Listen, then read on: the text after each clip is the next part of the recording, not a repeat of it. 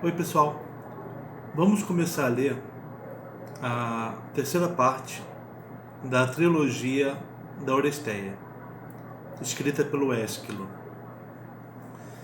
O nome dessa terceira parte é Eumênides.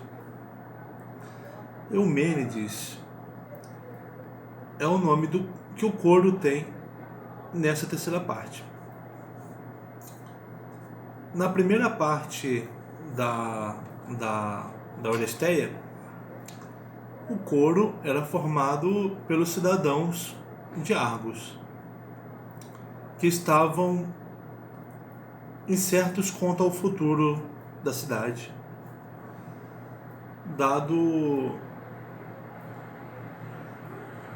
a falta de notícias de Agamenon, o rei, dada o desgoverno no palácio, tendo a rainha estabelecido relações próximas, ter se amigado com Egisto, sobrinho dela. O que vai ser do palácio? O que vai ser da vida dos cidadãos? O coro expressa isso, essa incerteza. No final da Oresteia, Agamenon já então finalmente chega, é muito bem recebido falsamente pela rainha Clitemnestra, mas ela e o Egisto matam o rei para que eles consigam ficar como governantes, do palácio e da cidade. A segunda parte da trilogia, o nome é Coéforas. A primeira parte se chama Agamenon, a segunda parte se chama Coéforas. Coéforas é o nome do coro nessa segunda parte. Não é o coro de cidadãos, não é a visão dos cidadãos, mas as Coéforas são um grupo de mulheres que se vestem de preto, que dançam e pranteiam, ou melhor, pranteiam enquanto dançam, no túmulo do rei morto. O filho do rei, Orestes, que tinha sido exilado pela mãe, retorna e diante do túmulo do pai, ele vê as Coéforas no seu impressionante ritual. O Orestes suplica ao pai morto que ele conceda possibilidade de vingá-lo, Orestes também suplica a Zeus a chance de vingar o pai e retomar o palácio que foi tirado dele,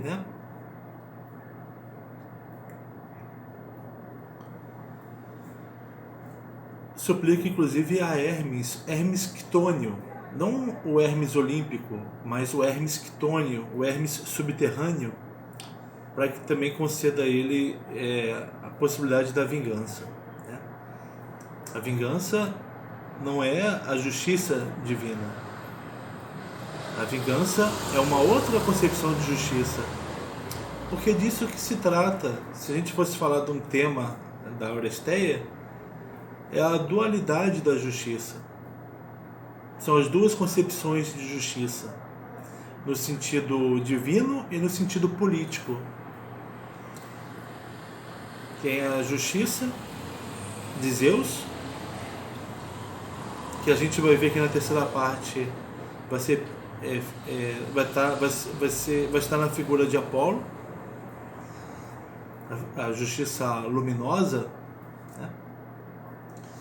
E tem a concepção de justiça dos deuses quitônios, deuses subterrâneos, que está na figura das Erines, ou Fúrias, filhas da noite, que são divindades vingadoras do sangue familiar derramado. As Erines, que foram invocadas pela Clitemnestra, quando Agamenon, antes de partir com os exércitos para Troia, Agamenon foi o rei de todos os exércitos, enquanto o rei, o comandante geral, para partir em expedição a Troia, por causa de ventos desfavoráveis que Ártemis tinha mandado, ele sacrifica a própria filha, porque um adivinho disse que era isso que a deusa queria, né? Sacrifica a própria filha, aí os ventos cessam e ele parte para Troia. Naquele momento a rainha pediu às Erines a chance de se vingar, a possibilidade de se vingar de Agamenon.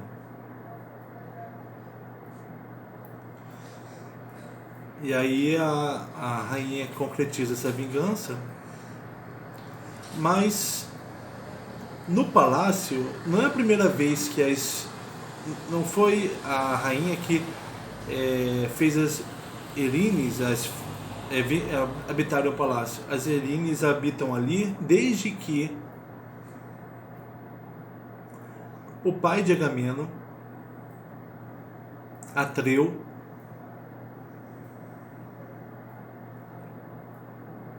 uma disputa pelo trono com o próprio irmão, Tiestes.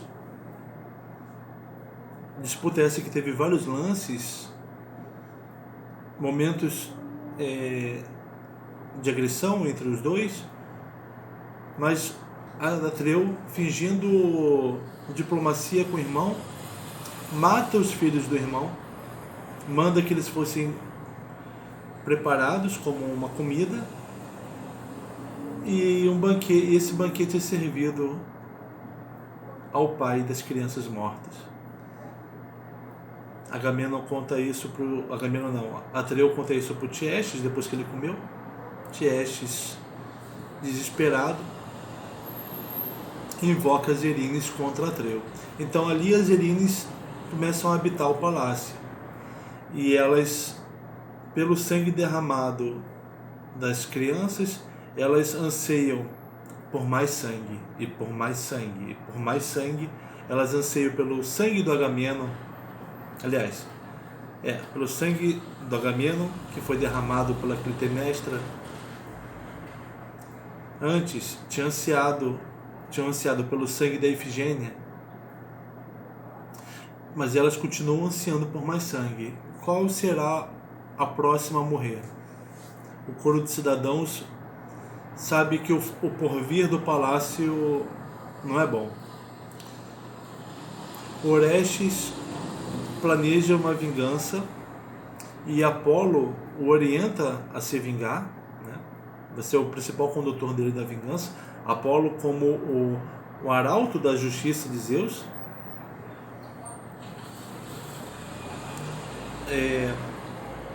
Orestes, ajudado pelos seus irmãos, adentra o palácio, fingindo ser outra pessoa, e consegue matar a própria mãe e seu amante. Esse é o desfecho da segunda parte da tragédia. Agora a gente vai começar a terceira parte. Orestes acabou de matar a mãe. Ele estava sendo perseguido pelas Erines, que forçavam que ele vingasse a morte do pai. E Apolo também o empurrava para fazer a justiça.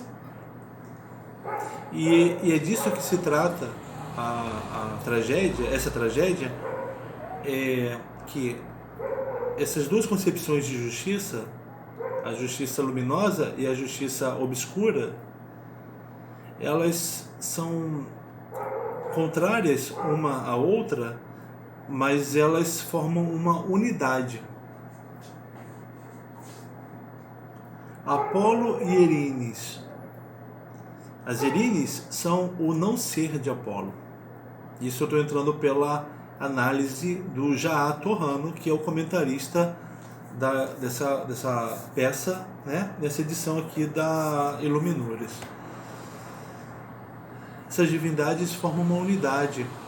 O não ser de Apolo é inseparável dele. O Orestes mostra isso. Ele era perseguido pelas Erines para vingar o pai, e Apolo dizia que ele tinha que fazer a justiça, e depois que ele consegue matar a própria mãe,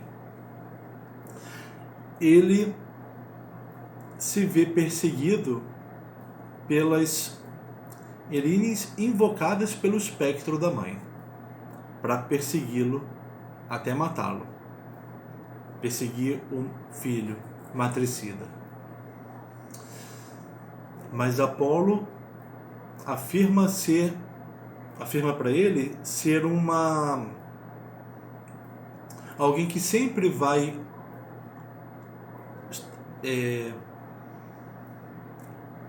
guiá-lo. Da mesma forma como as Erines não vão largar o pé dele, vão querer o sangue dele, até depois de morto, elas dizem que vão continuar atormentando ele. Apolo garante que vai ser alguém que vai olhar por ele e vai protegê-lo.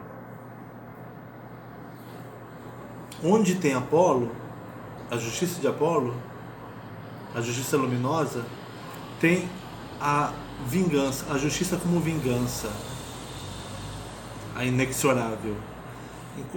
Onde tem a justiça da luminosidade, daquilo que vê o todo da existência, há a justiça do não ser, do âmbito da não existência, mas ela é da inexorabilidade. Ela quer que o sangue pingue nela, sempre. Repara que quando você discute um caso que te emociona, um caso de injustiça, ora você se pega pensando de forma racional, ora você se pega pensando de forma instintiva, né? Querendo o sangue daquele que causou a injustiça. Ora você quer uma reparação, um ensinamento para quem causou injustiça, ora você quer a morte, simplesmente a morte dele, o massacre dele.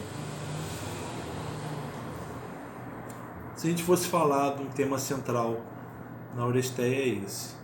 E essa dualidade divina é uma dualidade, portanto, também política. Se expressa na vida dos homens da cidade de Argos. Há essas duas concepções de justiça. Então, aqui vamos agora falar do comecinho do prólogo dessa peça, né? Da Eumênides.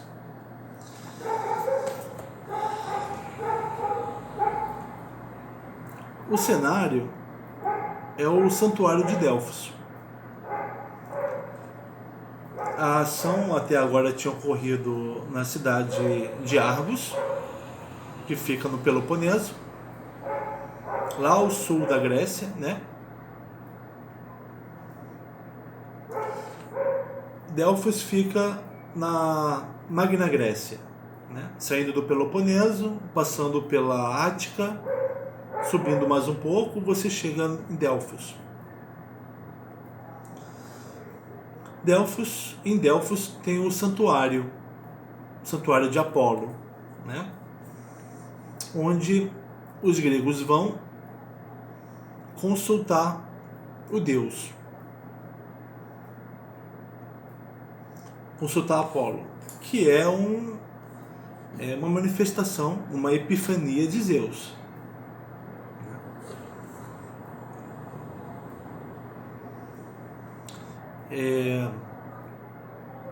os gregos consultam Apolo através das pitonisas, sacerdotisas, que em transe mântico, né? Mania divina, elas profetizam, elas dão as respostas que os homens buscam. Essas respostas que são dadas pelo Deus, né? Então, começa a peça em Delfos. As profetisas estão fazendo preces às divindades, aos deuses que ocupam o trono ali no santuário. Terra, uma deusa primordial, né? Temis, filha da terra com o céu, uma titânida, portanto.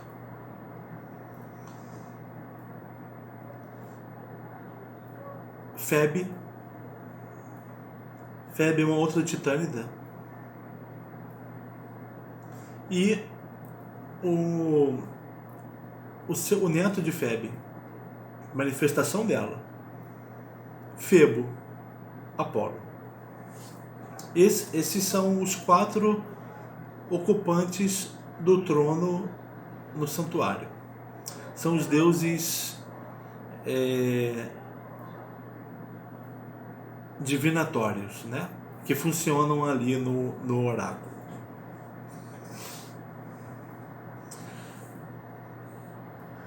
A Terra, só comentando um pouco sobre esses deuses, a Terra é a sede de tudo que é vivo, né? Tudo que existe, tudo que é. Então ela conhece tudo. O que aconteceu, o que acontece e o que acontecerá. Ela vê tudo no relance do presente. Temis, para você entender Temis, pense na descendência dela. Horas, Orai e Moira. As horas estabelecem a ordenação da natureza, estabelecem as estações do ano.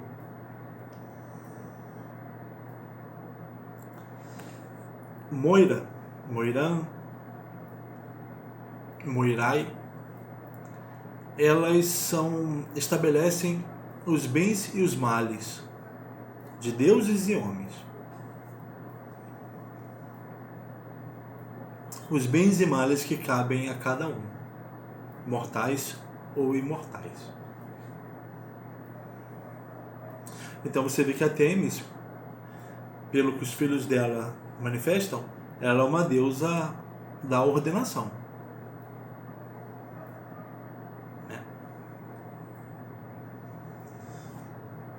Febe, também vou apelar para o Febo para dizer do que se trata Febe. Febe é a luminosidade, né? E você vê essa luminosidade sendo igual à luminosidade de Apolo, a clarividência, né? O ver ao longe e o atirar ao longe também, quando a punição é necessária.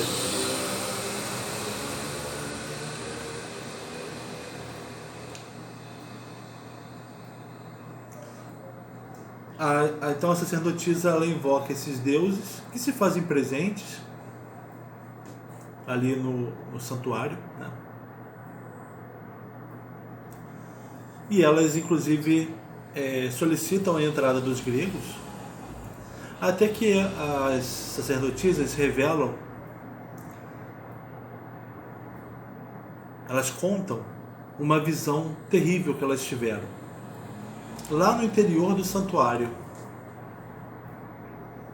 um homem caído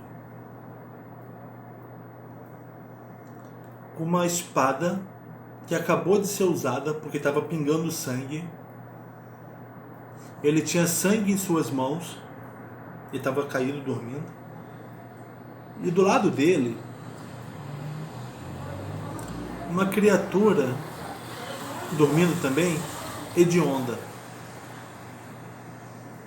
que parecia uma górgona, parecia árpia, que em todo caso são divindades que punem os homens, né? Perseguem e punem os homens. Essa criatura hedionda, que é o Jato Rano conta, né? Elas são decrépitas, elas são velhas, com aparência repulsiva, com hálito repulsivo, e por isso mesmo elas são virgens. Ninguém é capaz de se unir a elas, nenhum deus, nenhum homem. São filhas da noite, surgidas sem conluio sexual, e elas são isso, incapazes de um concurso sexual com alguém. E elas estão dormindo do lado daquele homem que acabou de matar alguém. Esse homem está impuro, precisa ser purificado.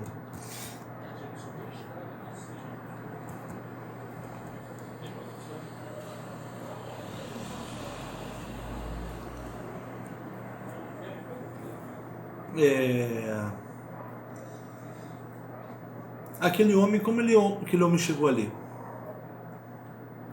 Nós, leitores, vimos no final da Coéforas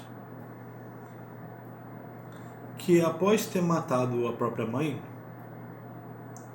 o Orestes não ficou em paz no palácio. Não ficou em paz porque o coro fez questão de lembrar que o mal ainda habitava o palácio.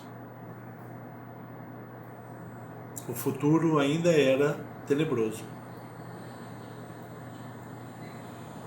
E que ele teria problemas. Ele, Orestes, teria problemas. O Orestes reconhece isso e ele vê as Erines começando a persegui-lo, rindo para ele. Nós ainda estamos aqui e agora queremos você. Já quisemos o teu pai, já quisemos a tua mãe, agora queremos você. Ele, desesperado, ele sai novamente do palácio e vai se exilar no santuário de Delfos para pedir ajuda a Apolo. O Torrano repara que a presença como ele está dentro de um lugar sagrado, que o homem que está ali não é um homem comum, não é um peregrino, alguém com dificuldades banais, alguém que precisa de um abrigo, um copo d'água, um alimento, um lugar para dormir. Não. Ele é a epifania. Ele é uma epifania. Como um Deus tem epifania, sua manifestação, Orestes ali é como uma manifestação. Do quê? Orestes vai reconhecer a Apolo, que Apolo até então guiou, vai dizer para o Apolo que fez o que o Apolo orientou ele a fazer e vai pedir proteção, remédio contra as Erines que agora o perseguem. Apolo está ali como iatromantes, médico adivinho. Está ali também como aquele que provoca a catarse, a purificação. Então, o que o Orestes está fazendo ali?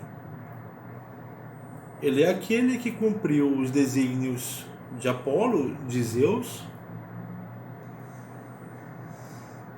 e está sendo perseguido por isso. Pelo outro lado da moeda, em relação aos deuses olímpicos, que são os deuses quitônios, a escuridão está sendo perseguido, e ele vai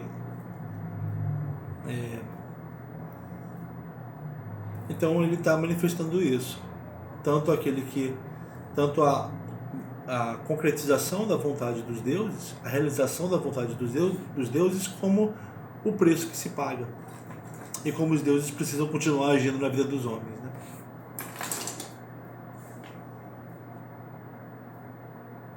Ele é como Orestes ali, é como uma figura divina, só que humana, dado o papel dele na justiça, nesse jogo de justiça dos deuses. É como se ele estivesse ali para realizar o ser dos deuses, né? Olímpicos ou quitônios.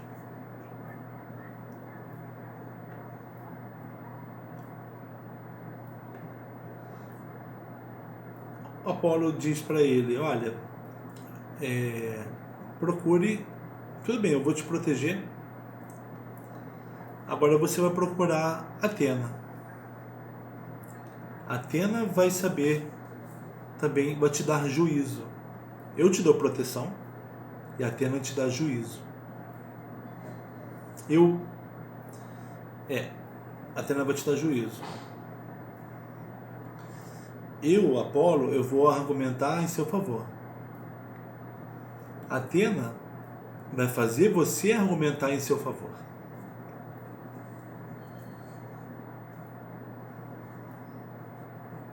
Atena vai te dar juízo, você suplica a ela. E quem vai te conduzir até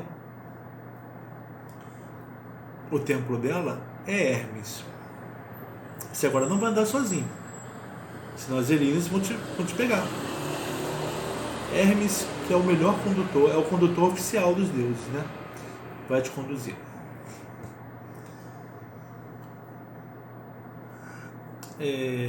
Repara que Orestes conversa diretamente com Apolo, coisa que homem nenhum faz quando vai ao santuário. Porque ele é um herói. Essa é a característica do herói principal: comunicação direta com os deuses. Porque o que o herói faz é divino. É como se ele fosse um filho dos deuses. Os filhos dos deuses não são manifestações do ser dos deuses? Então, o que os heróis fazem é manifestação do ser dos deuses.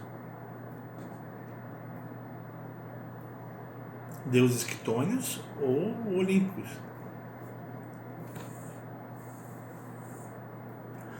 A última parte do prólogo tem a Clitemnestra como fantasma. Lá onde ela está, ela diz que está dormindo. Mas enquanto alguém que dorme, ela enquanto fantasma, ela se diz aquela que está dormindo. Enquanto aquela que dorme, ela tem poder.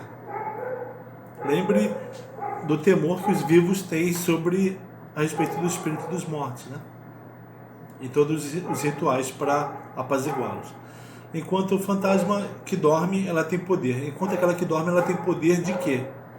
De atiçar, de acordar as fúrias, para que elas persigam o filho dela, que ela matou. Assim acaba o prólogo. Vamos pegar aqui o prólogo. Finalmente. Depois de tanto blá blá blá.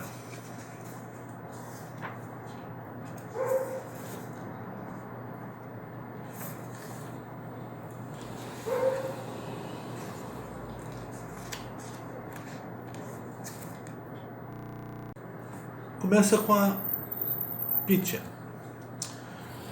Primeiro dos deuses nesta prece venero. Terra. Primeira adivinha. Dela provém Temis. Essa, após a mãe, sentava-se neste oráculo, como contam. No terceiro sorteio, porque ela anuiu,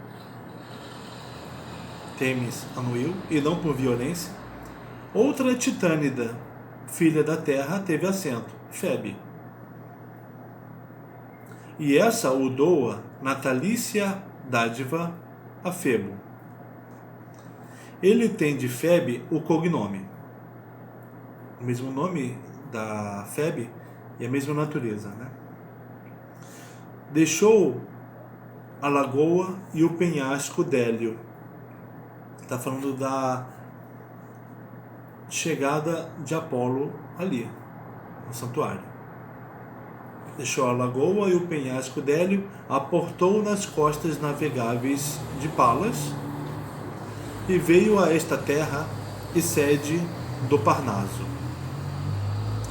Abrindo caminho, os filhos de Hefesto fazem-lhe escolta, prestam-lhe culto, sendo amansadores de terra bravia.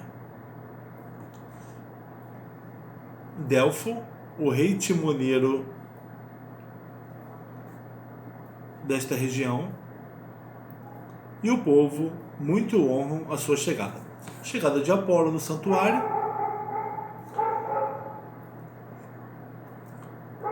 honrado pelo rei de Delfos, né, e o povo.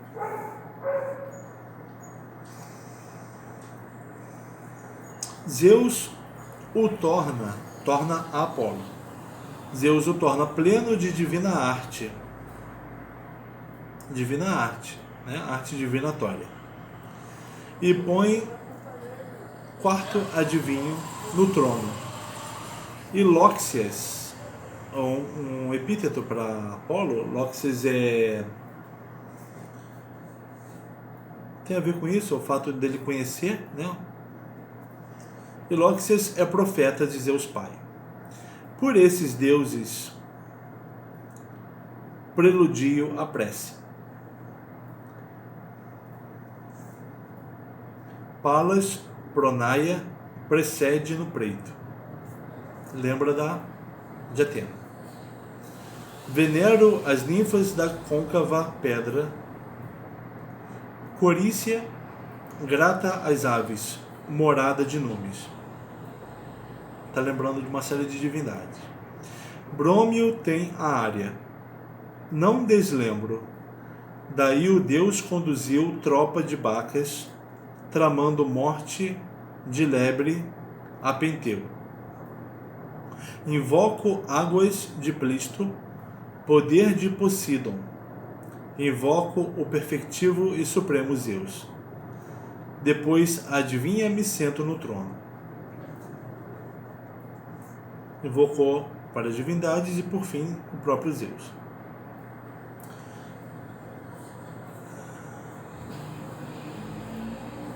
Deem-me hoje lograr a melhor entrada que antes.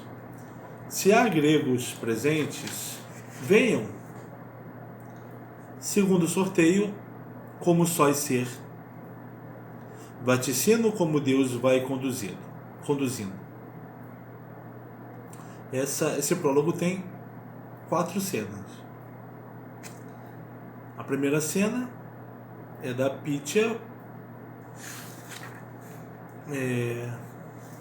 invocando os deuses que ocuparam, os deuses adivinhos que ocuparam o trono do santuário,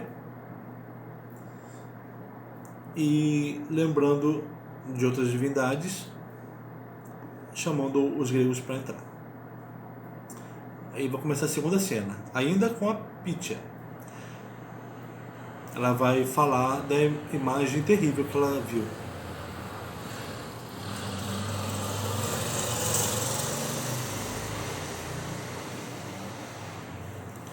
Imagem não, né? Vamos reservar a imagem para os espectros. A cena que ela viu. Terror de dizer, terror de ver com os olhos, repeliu-me do palácio de Lóxias, a eu não ter forças nem ficar de pé. O que ela viu tirou as forças dela, completamente. Corro com as mãos, não hajas pernas. Ela ficou sem força com as pernas, então ela teve que correr com as mãos no chão. Apavorada, anciã nada vale, é criança. As velhas, sábias, viram crianças. Eu me esgueiro no engrinaldado recesso. O que ela viu? No recesso, lá no interiorzinho do santuário. E junto ao umbigo, que é a pedra, que é o umbigo do mundo, né? E junto ao umbigo, vejo o homem horrendo aos deuses, conspurcado, horrendo porque está conspurcado, está sujo, é impuro, tendo as mãos sangrentas e a espada recém-puxada, portador de ramo de oliveira altaneiro, com prudência coroado com largo velo, com alva lã. Assim se diz claramente. Diante desse homem, quem está diante desse homem? Espantoso bando de mulheres. As Erines, um bando de mulheres horrendas. Dorme sentado nos bancos. Nem digo mulheres, mas górgones. Nem as comparo às formas gorgônias. Vi já numa pintura.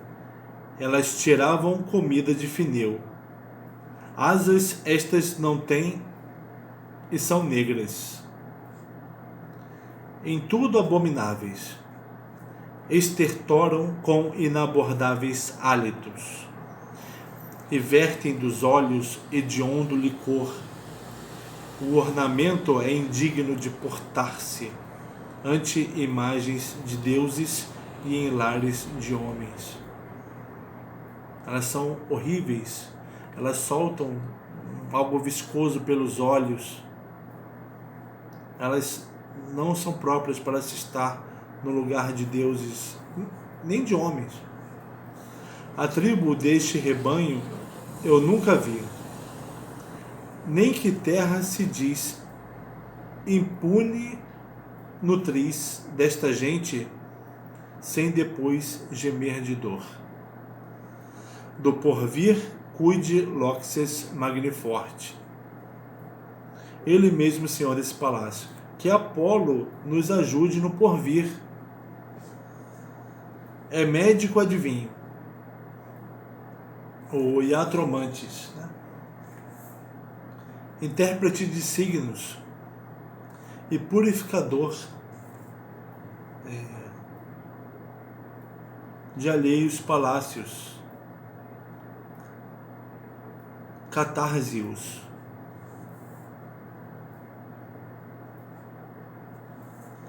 A Orestes fala, Orestes acorda, Rei Apolo, fala direto para Apolo. Sabes não ser injusto, e se o sabes, sabe ainda não descurar, e tua força produzir boa garantia. Com só essas palavras ele está dizendo que o que ele fez, ter matado a mãe, Apolo sabe que não foi injusto, que a própria Apolo o orientou a fazer isso, como sendo o justo, né? E ele pede uma garantia de Apolo. Apolo diz: não te trairei. Que homem fala tão diretamente assim com Deus?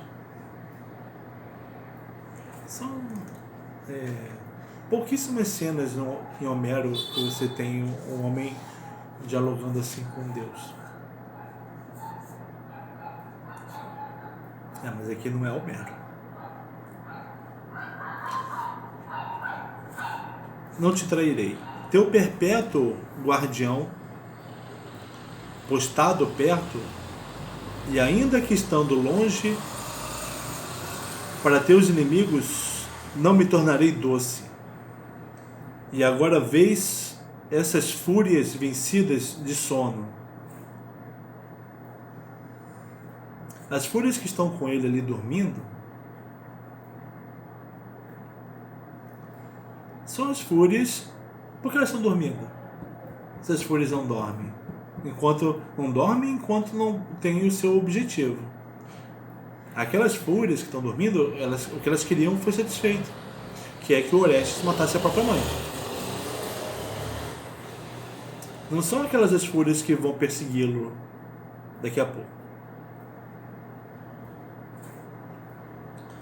E agora vês essas fúrias vencidas de sono, abatidas, abomináveis, virgens anciãs, vetustas filhas. Olha o paradoxo. Virgens anciãs, vetustas filhas. Vetusto é um adjetivo, tem a ver com, quer dizer velho, velhas, né? Velhas filhas. A quem não se une nem Deus, nem homem, nem fera nunca, e dos males nasceram, quando habitam malignas trevas e tártaro subterrâneo, odiadas dos homens e dos deuses olímpios. Olha, o Apolo está falando delas, mas ele está falando do não ser dele, de tudo o que ele não é. Ele não é os males, ele não é nascido do subterrâneo, ele não é aquele que é novo, mas já está velho e inabordável. Não, ele é sempre o jovem, ele habita a luz.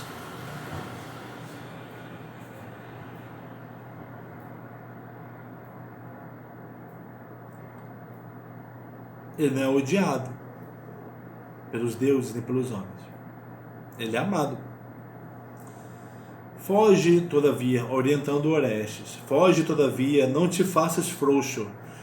Perseguir-te-ão ainda por muitas terras, vão pelo chão pisado por tuas errâncias, além do mar e dos circunfusos países.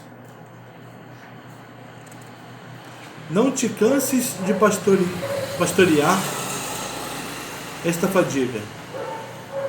Quando chegares à cidade de Palas, você fuja, elas vão te perseguir. Quando você chegar à cidade de Palas, suplica abraçado ao antigo ícone. Lá com juízes disto e com palavras encantatórias, descobriremos meios de livrar-te para sempre destes males. Pois eu te persuadir a matar a mãe. Apolo está falando por Orestes, olha, vá até Atena, vê o juízo que ela vai te dar, que vai me ajudar a te proteger. Apolo está pedindo ajuda para Atena.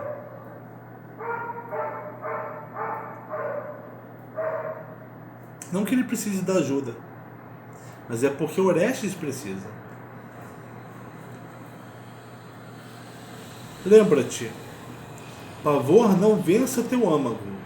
Tu, consanguíneo irmão do mesmo pai. Aí ele está apontando pro irmão dele, consanguíneo dele, né? Hermes, seu guardião, conforme cognome, ser o guia. Pastoreia este meu suplicante. Zeus cultua este culto de proscritos, ao irem a mortais com a sorte a guiá-los. Então nós tivemos, essa foi a terceira cena, né, de Apolo. Apolo segurando Orestes, que vai protegê-lo, descrevendo o mal que persegue o homem, e orientando Orestes. Na quarta cena e última, Clitemnestra, a rainha morta. Dormiríeis? Equivale quem dorme? Eu mesma, por vós, tão lesada na honra, ela está se dirigindo às Irines. Eu mesma, por vós, tão lesada na honra. Usando as Irines de terem a lesado na honra. Entre outros mortos, entre os defuntos, não cessa o vitupério dos que massacrei e vagueio ignóbil. Eu estou aqui entre os defuntos, mas o vitupério, o escárnio de quem me matou não cessa. Aliás, né? Proclamo-vos que deles suporto a mais grave acusação. Tá cutucando as Irines, porque está dizendo que ela está suportando o vitupério, a acusação daqueles que se acham que fizeram a justiça por terem a matado. Como assim? Eu sou sua mãe. Você matou sua mãe. Isso não é justiça. Sofri males assim de meus próximos. Nenhum nume se enraivece por mim, vítima degolada por mãos patricidas. Está dizendo que sofreu males infligidos a ela pelo próprio filho. E nenhum nume, nenhuma divindade toma as dores dela. Olha com teu coração estas chagas. No sono os olhos da mente se iluminam. De dia é insondável a sorte dos mortais. Ela está agora dizendo de um poder de ver que aqueles que dormem têm.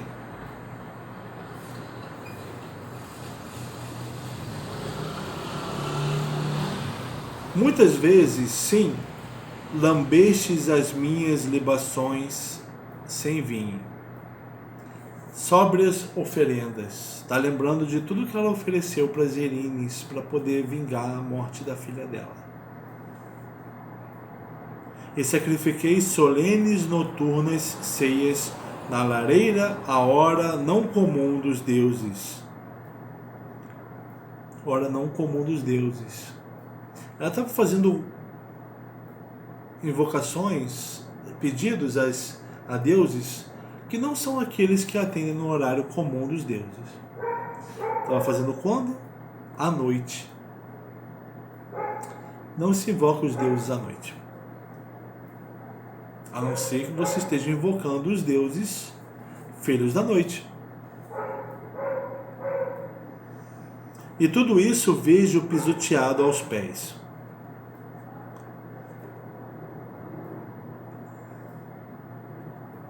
Falando agora do filho. Ele escapa e evade-se como corça, e isso de dentro da rede, num leve salto a piscar, rindo de voz.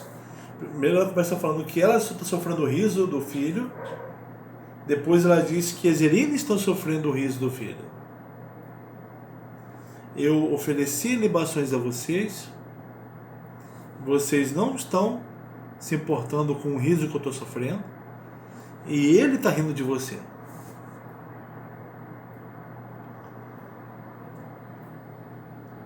Ouvi que falei por minha alma. Sabei, ó subterrâneas deusas, num sonho, Clitemnestra vos chamo. O murmúrio. Deixa eu só ver um negócio aqui.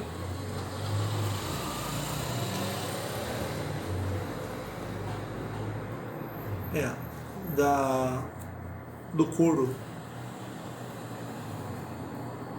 Porque o coro, nessa terceira parte da tragédia, vão ser essas próprias divindades que a Clitemnestra está chamando para vingá-la.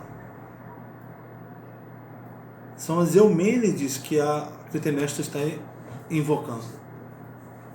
E elas não vão ser observadoras da ação, como foram o coro de cidadãos na primeira parte, chamada Agamenon, a primeira parte, como foram as coéforas, elas faziam os rituais em favor do rei morto, mas elas não atuavam diretamente na ação.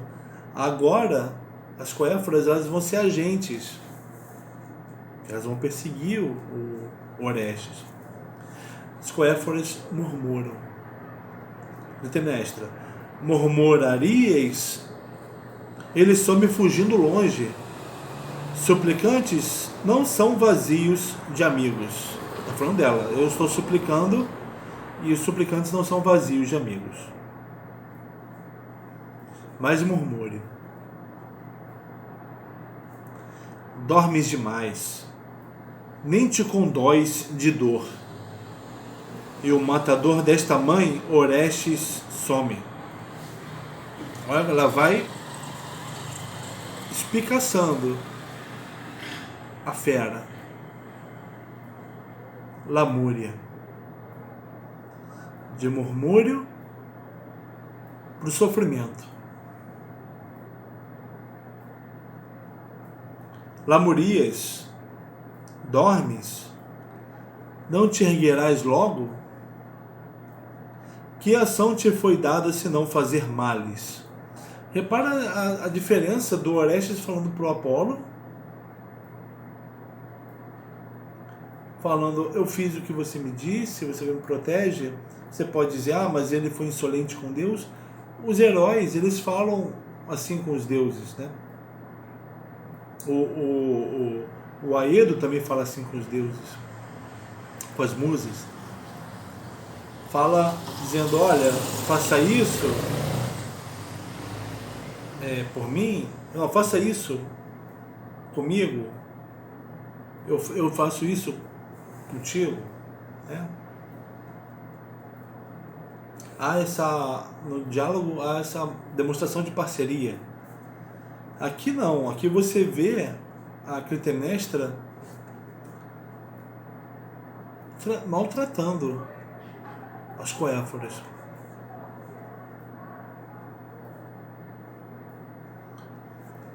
Sono e fadiga potentes conjurados arruinaram o furor de terrível serpente.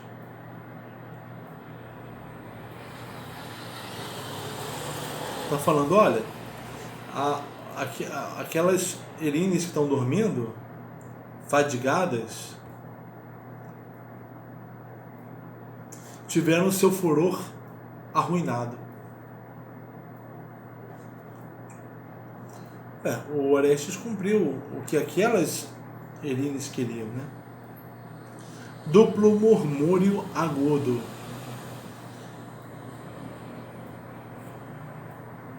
As coéforas falam: pega, pega, pega, pega, cuidado. Num sonho persegues fera. Ululas como cão, sem descuidar nunca do sangue. Que fazes? Ergue-te. Não te vençam fadigas, nem ignores o mal, frouxa de sono.